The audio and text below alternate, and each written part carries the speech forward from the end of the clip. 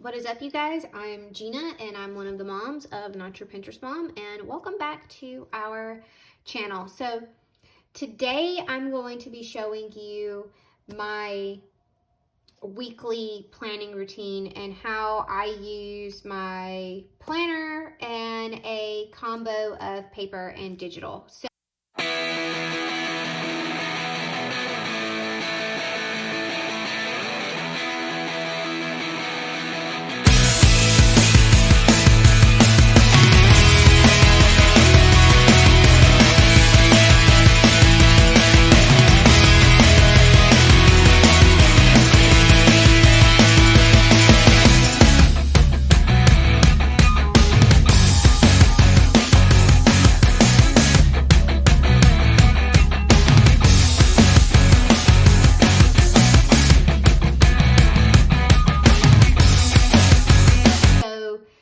Typically, I like to start with a brain dump, and I will use just a little notebook, something like this, some way to just get everything out of my head. And then from here, I will take the brain dump, and then I will start to basically make my week visual. Now, this week, I got behind, which happens, and I did not do Monday, but I won't do anything. I typically, Mondays and Tuesdays, I go into the office, so this would have been greened out. You'll see I color code here as well. I find that color coding and making things visual makes it so much easier for you to see where things are leaning one way or the other. So typically this would have been greened out as well, and there would be nothing here. I also just got behind and nothing was happening here. So but what I'll do is I'll take my brain dump, and then I will just make the week visual. I don't do much. I come over here and I put a place to capture anything that needs to be done for next week. I will try and write it down if this is close. But if not, I typically capture things like that in my phone if I can. If not, we hope that I can hold it in my head and get it out in a brain dump. So from there, this is where I place my to-dos. If I had any appointments or anything going on, I would put here in the times here. You can see I did that back here, but I didn't color code this one because this is a new development and I like it. So this week's also weird because I have to go in for a leadership work day on Saturday at my office. So usually this would not be here either, and I would have the whole weekend. I work part-time, so I'm Monday through Thursday, and then Friday, Saturday, Sunday, I am off. So that did not happen on this particular week, so it was good for me to go ahead and block these out where I could see them. So I will block out my work days first, so I kind of have that visual, and then I go from here. So I have, typically I have routines that I do every week. So on Thursdays, this is something new that I'm trying and it's working. I wash all of the laundry on Thursdays. So I wash and dry them. And then on Fridays, I fold everything and put it away because I'm off and it makes it easier. And I'll usually do all of that during a nap time. Also, what I'm starting on Thursdays is I am meal planning now. And then I will go ahead and have the grocery order put together tonight. I won't press order on it until tomorrow after I have done my weekly budget, just to make sure that I'm not going over.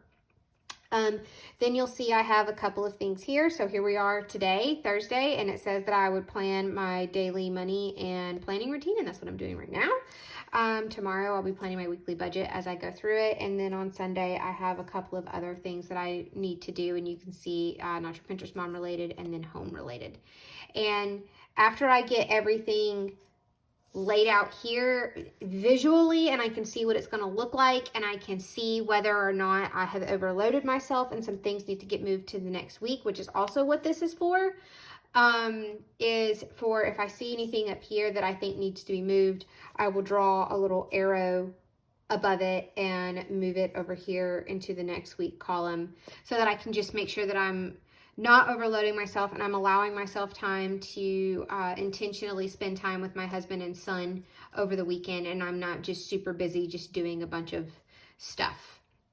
So that's how I plan it on paper. It's to allow me to see where I'm putting my time, and to also make sure I'm not overloading myself. And once I determine that this looks good, I go over to my phone and I use my reminders app as a digital to-do list, and then also I'll put things in my digital calendar, which typically everything like appointments and stuff will get captured into my digital calendar before they'll get captured into my paper planner.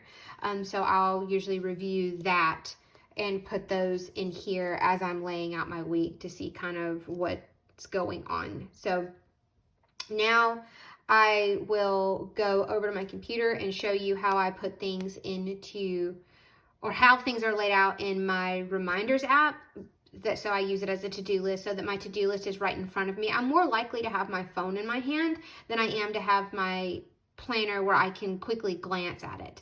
My office is upstairs, and it is 13 stairs to get up here, and I'm not climbing 13 stairs just to come look at my planner, but my phone is always within arm's reach. So now we'll jump over to my computer and I will show you how I use the reminders app. This is where I've imported my transaction. I've already imported them and categorized them just for time's sake.